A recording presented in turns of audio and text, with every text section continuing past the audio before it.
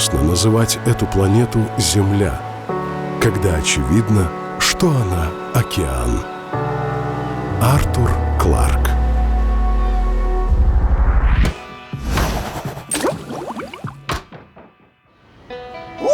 Привет, друзья! Это Орел и Решка! И мы продолжаем учить географии даже учителей географии. Мы снова в Карибском бассейне, но на этот раз Сент-Китс и Невис. Это звучит как название какой-то юридической конторы. Сент-Китс и Невис и партнеры. Слушай, это отлично, мне это подходит. Значит, в этот раз все будет по-честному, чтобы ты там не намухлевался своей золотой картой. И если вдруг там будет какой-то обманщик, мы тебя с Сент-Китсом и Невисом и партнерами засудим. Орел. Решка.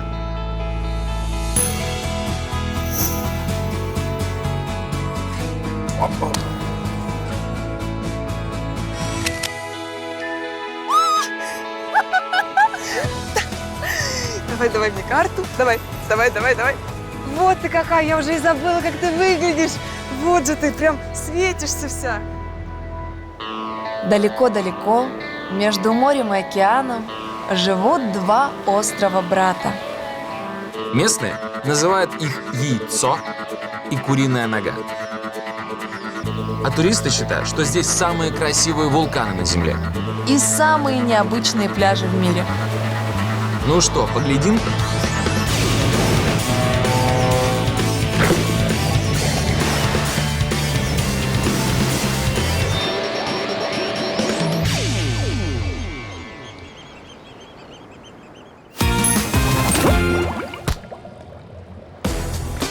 На Сент-Китс и Невис ходит восточно-карибский доллар. Но в очереди к обменнику стоять не обязательно. Доллары, которые вы привезете сюда, вы можете спокойно в любом месте поменять на местные деньги. Коэффициент 2,7, и никто здесь даже не попытается вас обмануть. Заплатите в супермаркете 100 баксов, получите сдачу по коэффициенту 2,7. У бабушки семечек купите сдачу по коэффициенту 2,7. Все с этим здесь хорошо. А теперь осталось понять, как добраться до города. На острове нет дорогой тачки, которой бы я могла вас удивить. Ламборджини, Феррари. А брать простую какую-то на полдня я не вижу никакого смысла. Поэтому старое, доброе и популярное здесь такси. Это доска расценок на такси. В среднем около 12 баксов стоит такси. Я думаю, что это не лучший способ потратить 12 баксов, поэтому я возьму себе маршрутку. Рациональ. Тем более, что ехать до столицы острова, городка под названием Бастер, всего 10 минут. Такси на Сент-Китс и Невис выглядит вот так. Они забирают группы с туристами, которые приезжают с круизных лайнеров. Ну и потом ездят по всему городу. Оказалось, маршрутки и такси на островах выглядят одинаково. Бастер? О, great. В режиме такси местные микроавтобусы кружат вас по всему острову индивидуально. А в режиме маршрутки отвозят вместе с другими пассажирами до нужной остановки. Мне поездка обойдется в $2,5. Ну что, настал момент расплаты.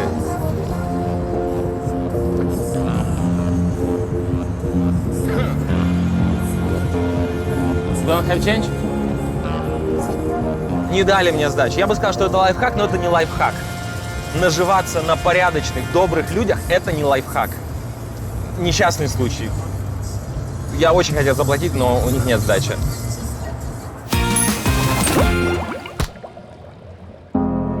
Сент-Китс и Невис – это государство двух островов, на каждом из которых есть по вулкану. Эти спящие титаны – родители Сент-Китса и Невиса. Именно от их страсти острова и появились на свет. Сегодня предки вулкана мирно спят на подушках из облаков, пока их дети-острова спокойно плещутся в теплых морских водах. Море. Море, море, море, море. Ах, как красиво.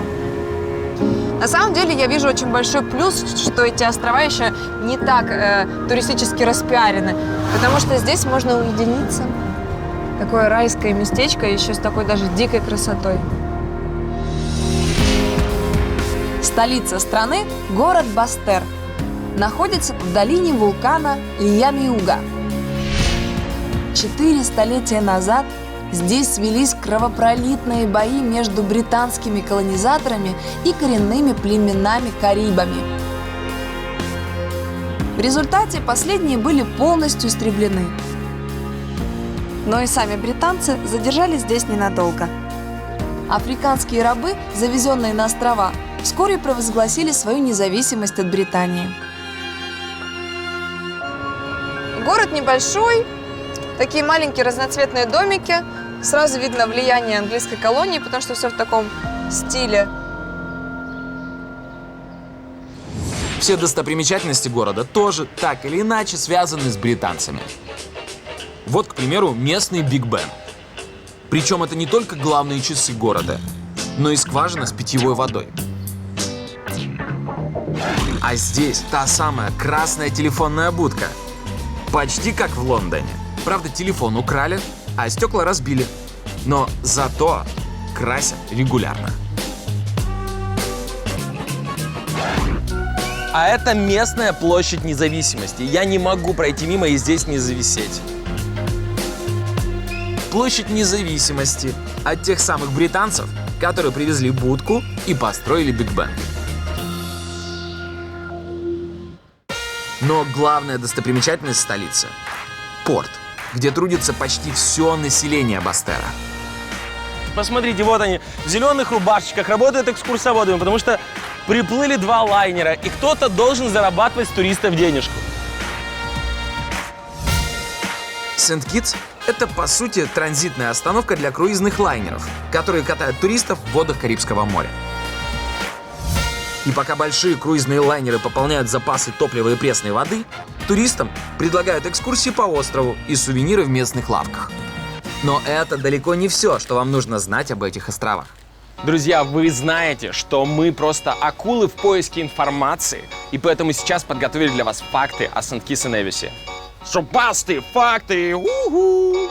Суммарная площадь островов занимает 261 квадратный километр. Это по площади, как Одесса. Размер не имеет значения. Имеет, ты представляешь, школьная рука была бы больше, чем твоя голова. У Сент-Китс и Невис есть даже своя собственная армия. Она насчитывает аж 300 человек. 299. Гражданство Сент-Китс и Невис можно получить всего за $250 тысяч. Всего. Всего. Всего, конечно. Мы акулы бизнеса, у нас есть деньги. Да, всего. Сент-Китс и Невис занимает 3-е место в мире среди стран по количеству заключенных. На 50 тысяч человек. Население 334. Это все.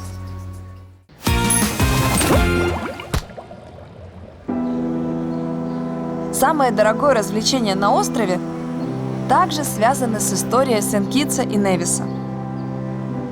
Экскурсия на так называемом Сахарном экспрессе. Британские колонизаторы вовсю развивали на островах сахарную промышленность, поэтому проложили здесь железную дорогу. Тянется она 29 километров вдоль береговой линии. И это отличная возможность поглазеть на местные красоты. В свое время здесь вырубили очень много пальм для добычи этого сахарного тростника. Но даже при этом здесь очень красиво. Эти облака, нависшие над холмами. Но самое главное, за время этой 2-часовой поездки вы можете увидеть и лазурную кромку Карибского моря, и бушующие волны Атлантического океана. Это же океан!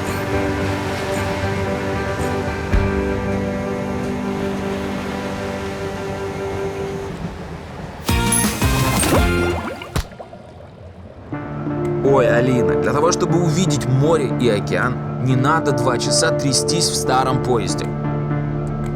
Нужно просто взять такси и приехать на холл Тимоти Хилл. Вау!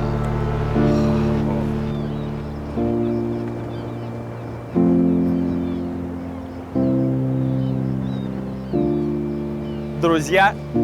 По правую руку от меня расположился Атлантический океан, а по левую руку – Карибское море. Но и это еще не все. А вон там вдали виднеется второй остров Невис. Я туда еще доберусь. Невис, я до тебя еще доберусь! Ну а пока Коля только грозится, я уже арендовала катер и отправилась знакомиться с Невисом. Так красиво, прям жалко, что совсем недолго плыть. От силы минут 10. На Невисе, как и на его старшем брате, тоже есть спящий вулкан. Но в отличие от Сен-Китса, этому острову повезло больше. Сахарозаводчики не истребляли здесь пальмы. Поэтому весь остров утопает в зелени. И издалека похож на небольшой изумруд. Но самое главное, здесь расположен один из лучших отелей страны – Paradise Beach. Это 12 эксклюзивных деревянных вилл с соломенными крышами, расположенных вдоль лазурного шлейфа Карибского моря.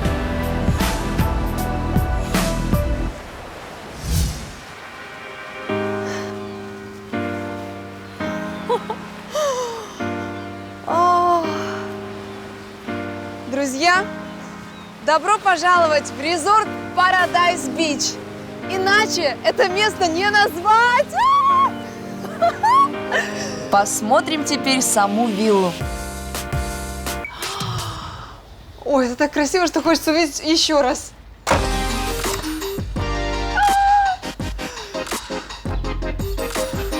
За $4000 я получаю двухкомнатную виллу в балийском стиле. Ручная отделка. Итальянский кафель. Но самое главное, Вилла не просто красивая, она еще и эко. Тут используются все натуральные материалы. И они прям такие борцы за экологию. каждый сантиметр этого дома может быть вторично переработан и использован вновь, либо безопасно утилизирован. О, еще важно то, что электричество здесь на солнечных батареях, которые находятся прямо на крыше. Ну вот, любоваться и любоваться этим местом. Но и это еще не все. Бассейн. Сделан он из меди. И вот видите, такие вот зеленые потеки, это вовсе не грязь, это такое окисление, потому что считается, что благодаря этому материалу, ну, медному, да, он самоочищается. И не нужно использовать никакие химические средства для очистки, потому что он, по сути, сам себя убирает.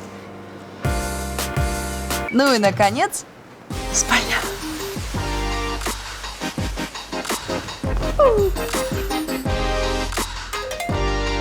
Здесь, куда ни посмотри, есть окно с красивым видом. Ну, а если вдруг, мало ли, вам все-таки приестся вид океана или моря, то можно сделать вот так. Ну, со мной вряд ли такое произойдет. Даже уже второй сезон, а я все никак не налюбуюсь.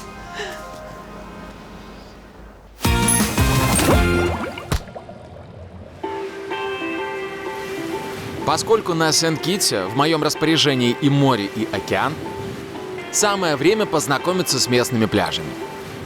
И начну, пожалуй, с Карибского.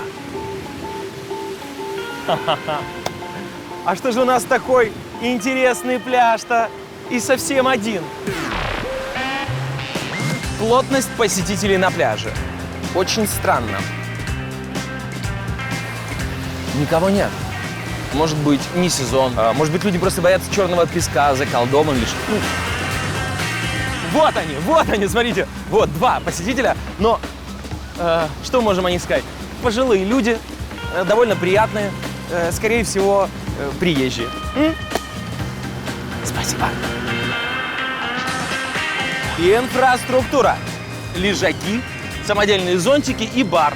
А больше ничего не нужно, чтобы банан здесь покататься. Я не представляю себе этих людей, которые: слушай, а поехали на пляж с черным песком. А банан там есть? Нет, нету. Нет, значит, не поедем.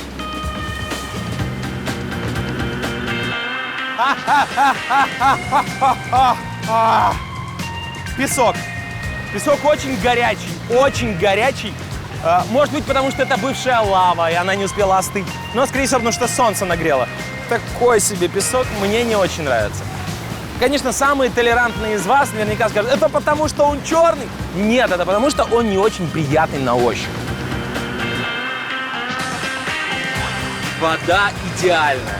Это Карибское море. Здесь вода теплая, прозрачная.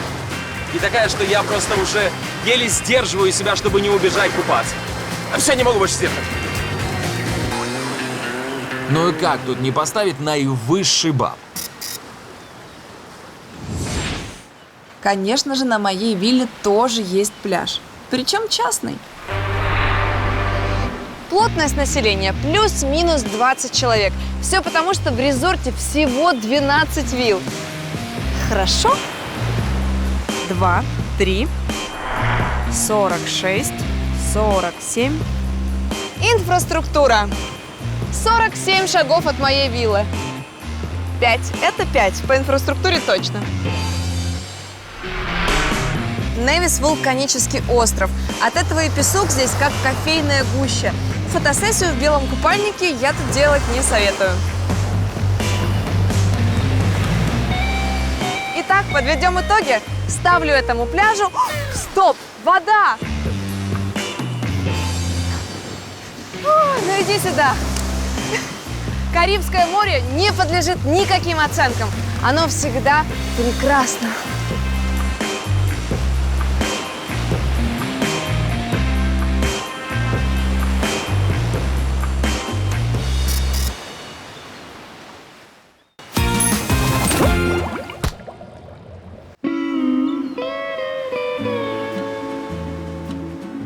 Казалось бы, Сент-Китс – это рай на земле.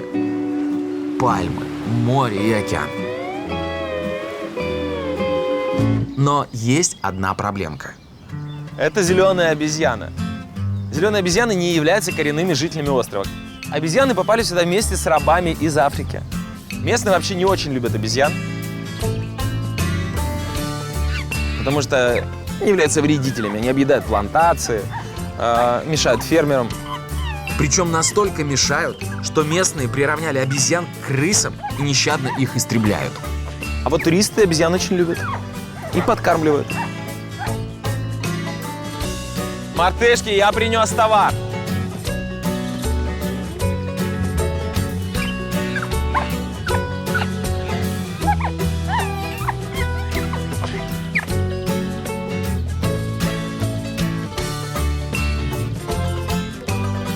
Перекус окончен, можно двигаться дальше. Пока!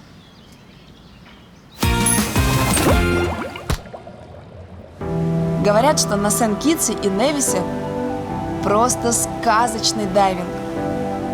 Поэтому я снова арендовала катер и отправилась в водную пучину.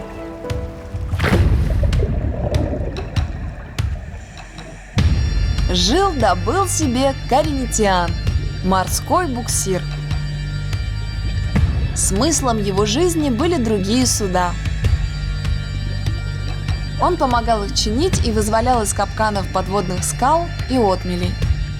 Но однажды с самим буксиром случилась беда. Он попал в сильнейший шторм. Каринитиан вовсю трубил СОС, но из-за непогоды ни одно судно не смогло прийти ему на помощь. Так он оказался на дне Карибского моря. Последние 23 года это его пристанище, подводная гавань, которую он больше никогда не покинет.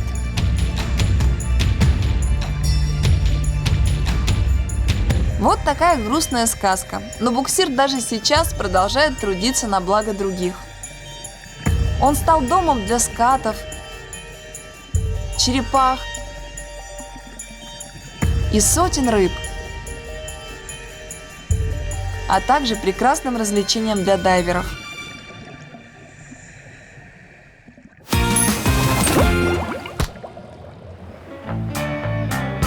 На Карибском море я уже искупался. Пришел черед Атлантического океана. я решил прогуляться и посмотреть, что же творится на стороне, где океан. Какие здесь пляжи, какие здесь волны, водные развлечения и туристы отдыхают. Идем со мной. Этот пляж другой, он менее приветливый. Океан хочет наброситься на всех, кто сюда приходит. Посмотри, аж с пеной у рта, с люка. Ну и сам пляжик грязный, очень много водорослей сухих, которые, видно, вообще никто не убирает. А почему их никто не убирает? Потому что пляж никому не нужен. Почему он никому не нужен? Ну, потому что здесь купаться нельзя. Течение очень сильное. Поэтому инфраструктура здесь не развита. И люди сюда приходят насладиться дикой природой. И я сюда пришел насладиться дикой природой. Все, я наслаждаюсь дикой природой.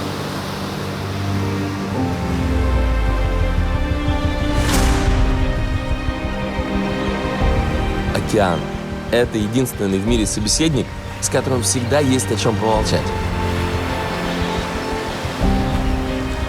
Неважно, что у вас в голове, лишние мысли унесут с собой волны.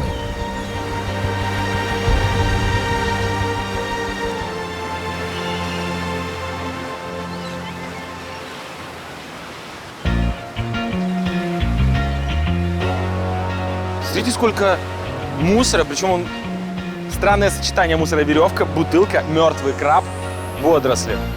Больше напоминает холостяцкий суп. Ну, у меня такие супы, я не знаю, как у вас. А водичка здесь еще. Ничего, так можно допить. Как итог, этот пляж получает от меня утешительный приз в виде тройки.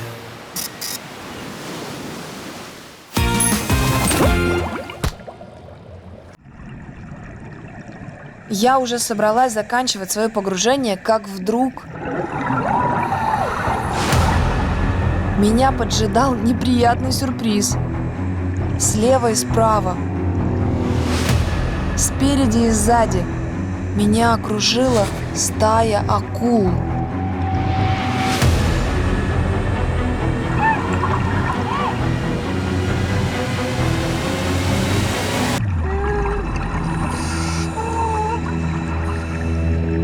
Это акулы-няньки, они же акулы-медсестры. Свое название эти хищницы получили из-за необычного процесса дыхания. Помимо жабр, у них есть специальный щечный насос, который издает характерный причмокивающий звук, напоминающий поцелуй заботливой нянечки. И хоть дайверы считают нянек самыми безопасными из акул, случаи нападения с их стороны на людей не редкость. Говорят, акула-нянька, словно бульдог, повисает на твоей руке и утаскивает на дно, пока не закончится воздух в баллоне.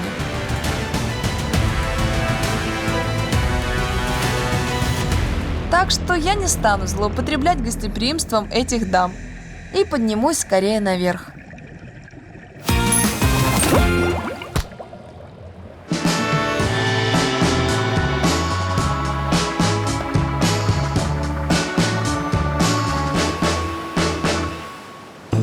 Не отходя от кассы, вернее от моря, я решил заночевать прямо на пляже. Местные прибрежные забегаловки предлагают таким туристам, как я, бюджетные варианты ночлега. К примеру, вот такую большую палатку. Прикольная палатка. Ха-ха. Огромная. Здесь маленький цирк может поместиться.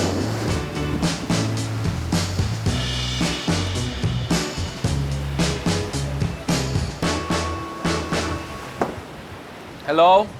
How are you? Excellent, my friend. Okay. I saw the big tent there. Is it possible to rent it? Yeah, it's $20 per person. $20. Maybe it's possible to make it cheaper.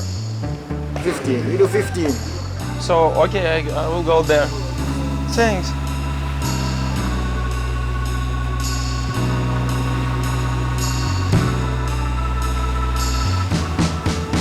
Оп. Ой, ну красота же. Ну, минимализм. Вот здесь будет жить рюкзак. Ну, как вам сказать, я несколько шокирован. В палатке довольно мало предметов. Матрас, пилон и фонарик. Буду спать. Хорошо, что мы в теплой стране. Можно спать без одеяла. Девочки, чуть не забыла вам рассказать про классную фишечку моей виллы. Вот приехали вы с женихом, и он сразу такая задержался в баре. Ха! Сиди там в баре.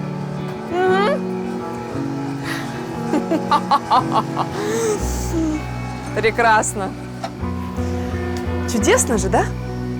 Ой, Саш, прости. Функция прекрасная. Согласись. Все, спокойной ночи.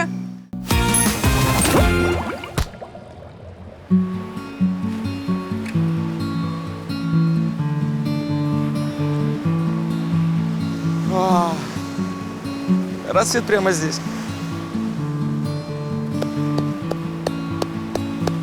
Спасибо, солнце. Фух. Так сладко спалось, что даже, честно говоря, вставать не хотелось. И сейчас не хочется. Пойду еще посплю. Я шучу. Нельзя. Приключения ждут меня. Доброе утро. Пойду умоюсь.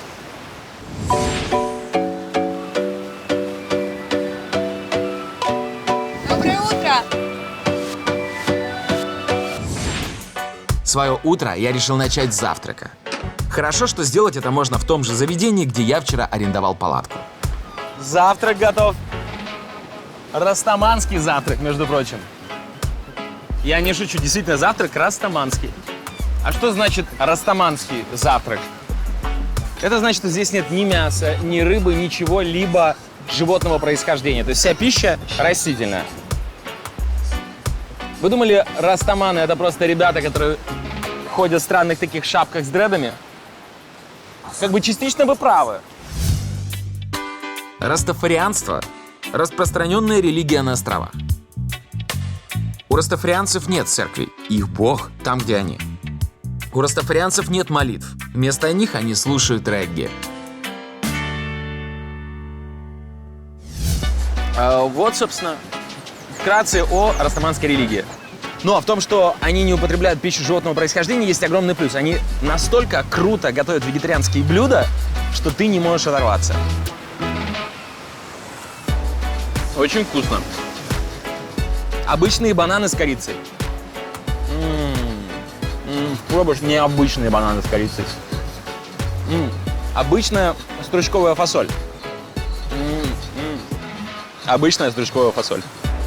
Грибы. Грибы островатые, но вкусные. Брокколи.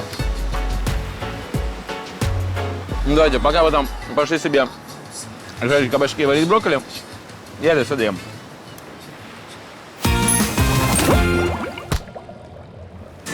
Еще одно популярное развлечение на Сент-Китс и Невис – водная прогулка на парусной яхте.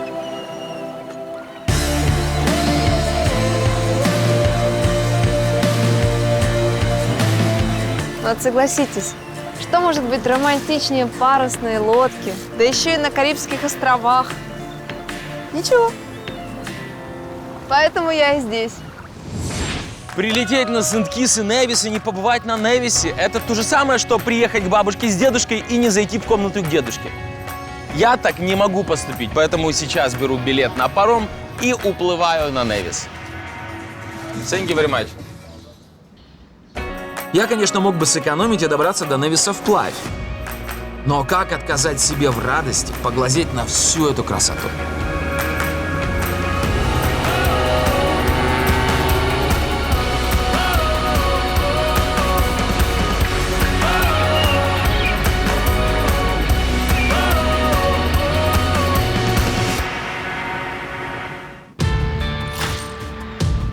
Дорога до острова – это только часть путешествия, которое мне сегодня предстоит. I need a taxi to the mount.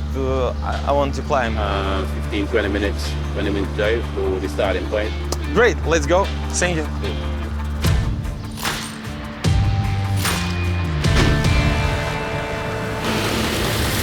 Я отправился к самой высокой точке острова – вулкану Невис Пик. В последний раз он извергался аж 100 тысяч лет назад. Но, несмотря на это, вулкан иногда изрыгает из своей пасти редкие клубы дыма, и подогревает склоны с жаром горячего сердца. Но самое главное, вулкан Невис Пик занял первое место в списке природных красот по версии авторитетного журнала Forbes.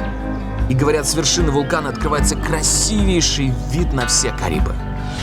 Ну что, начало положено.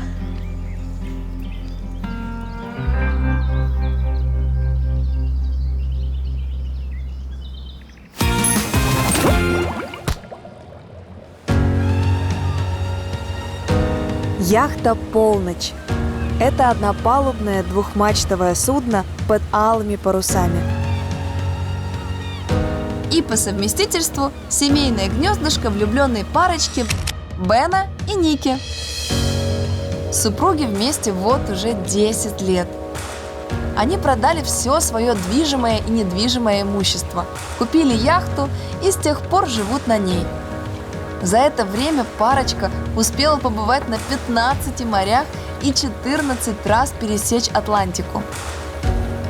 Это, конечно, мечта. Такая парочка. Друг другу помогают, все слаженно на этой парусной лодке делают. Такая, знаете, розовая мечта встретить старость на своей лодке или яхте на Карибских островах. Зарабатывает семья тем, что сдает свою лодку состоятельным туристам. Поет их пуншем, развлекает морскими забавами и, конечно же, отвозит на самые интересные места для снорклинга, куда мы и направились.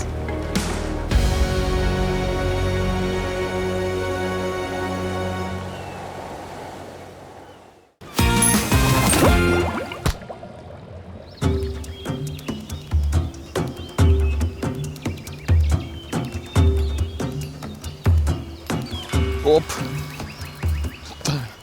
Скалодром. И приключения, и путешествия, и развлечения. И экстримчик. Как мы сэкономили, а?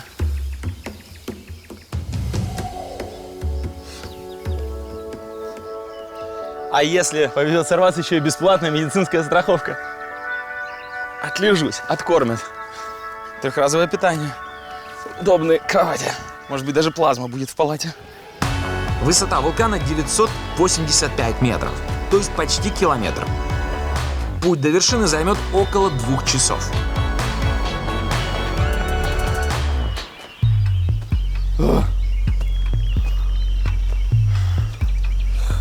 Фух. Зато хоть прохладно в тени джунглей. Конечно, туристы, у которых с собой больше, чем $100, обычно заказывают гида и взбираются на вершину вулкана вместе с ним.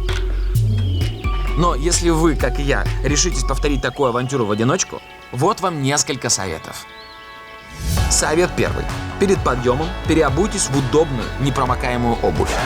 Совет второй. Друзья, если вы надумаете повторить этот маршрут, пожалуйста, хорошо разомнитесь. Не повторяйте моих ошибок. Собственно, моя маленькая пауза окончена, двигаюсь дальше. Оп, оп, раз, два, три, в темпе паса. И, наконец, третий совет. Дорога длинная и сложная. Поэтому для того, чтобы веселее было, бодрее идти, нужна песня. Потому что, как говорится, вперед в путь с песней. Хайкинг под дождем. У-ху, давай же поднажмем.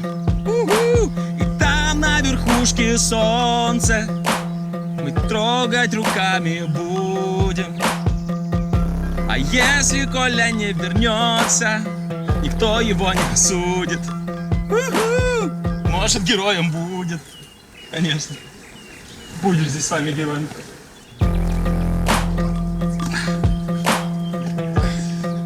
Я бы сейчас что-нибудь сказал вам по поводу этого подъема, но все равно все это запикают, поэтому вы не оцените.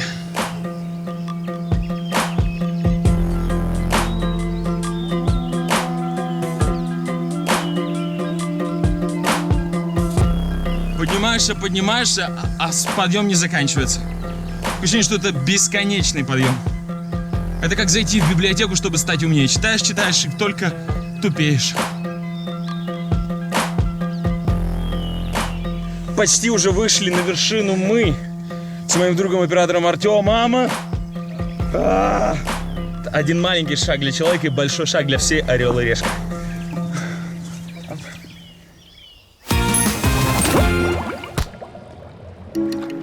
Полчаса, и я на месте.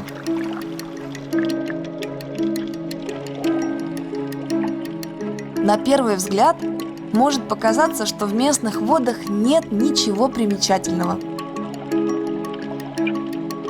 Пара рыбёх да несколько камней. Но так было не всегда. Дело в том, что всего несколько лет назад здесь находился роскошный коралловый риф. Но в 2014 году сюда пришел неведомый ранее науке вирус, который ученые прозвали белой чумой. Эта инфекция поражает кораллы, превращая их в безжизненные известняки. Одна из причин – нечистоты сточных вод, которые люди отправляют в океан. Последние 5 лет ученые боролись с этой проблемой.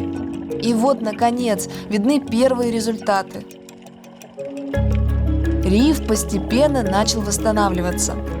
И, возможно, совсем скоро он сможет вернуть себе былую красоту.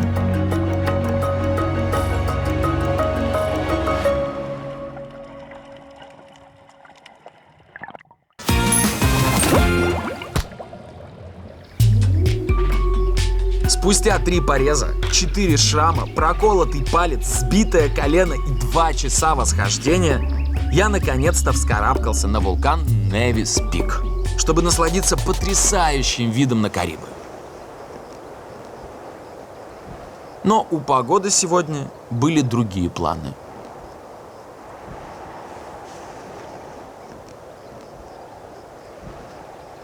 Радость пути не в его конечном результате, а в самом пути. И я пыхтел, возмущался, но я получил огромное удовольствие от этих преодолений трудностей, от этих скользких камней, скользких коряк. Ну класс. Полпути уже преодолено. Потому что еще есть путь обратно. А как вы видели, там путь обратно не менее сложный, чем путь наверх.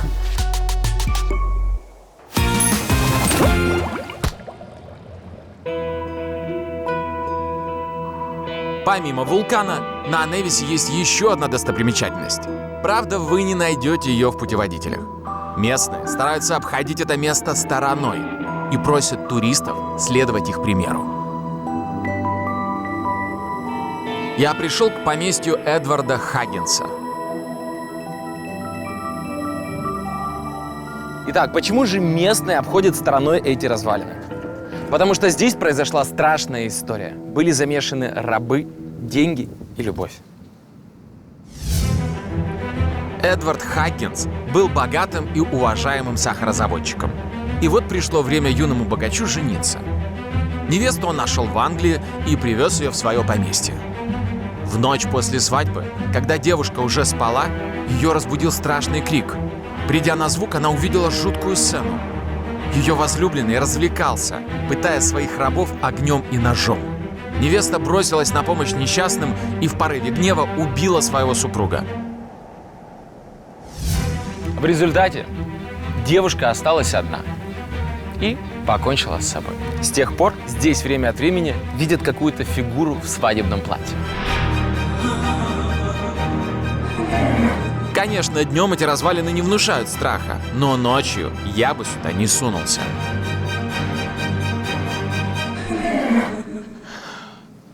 Тёма, я просто испугался, я перепутал. У вас просто похожие платья с ней. Фух.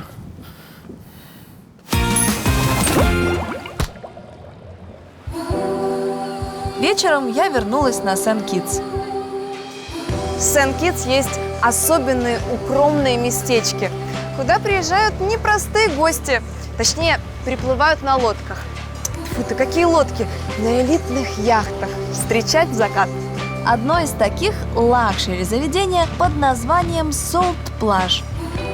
Красиво тут, так спокойно. Так, надо выбрать лучшее место. О, сюда, сюда, сюда, сюда! Класс! Вот, идеально. У меня как вип-кинотеатр. О, и рыбок видно. Ой, вообще. коктейльчик бы.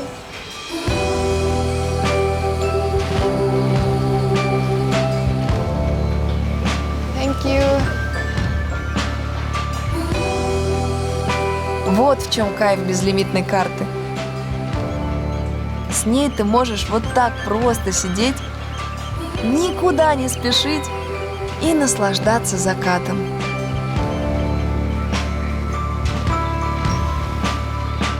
И все-таки этот остров обладает каким-то своим волшебством. Закаты везде красивые, скажете вы, но нет. Тут какая-то есть особенная энергетика. Сент-Китс и Невис – это острова для тех, кто устал от городской суматохи и просто хочет провести время наедине с собой и морской красотой.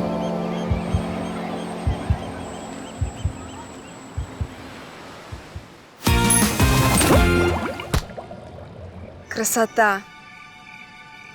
Прячу для вас $100 в самом популярном месте Сент-Китса, возле смотровой площадки.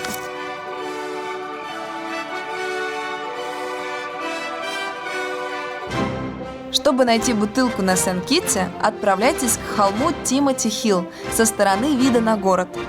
Ориентируйтесь на телевышку. Там перед обрывом в груди камней и спрятан наш клад. Кладу бутылку вот здесь, между больших валунов, и еще сверху парочкой прикрою. Поэтому, кто будет искать, не разберите, пожалуйста, гору.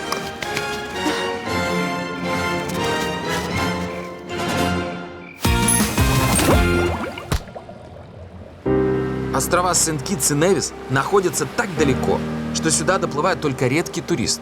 Может быть, люди просто боятся черного песка, заколдован или что? Это же океан! Но уж если вы сюда попали, то необычный уикенд вам точно обеспечен. Невис, я до тебя еще доберусь! Розовая мечта. Начало положено. Песок здесь как кофейная гуща. А банан там есть? Так красиво, прям жалко, что совсем недолго плыть. Радость пути не в его конечном результате. Эти облака, нависшие над холмами. Мартышки, я принес товар. Прекрасно. Ну что, настал момент расплаты. И все-таки этот остров обладает каким-то своим волшебством.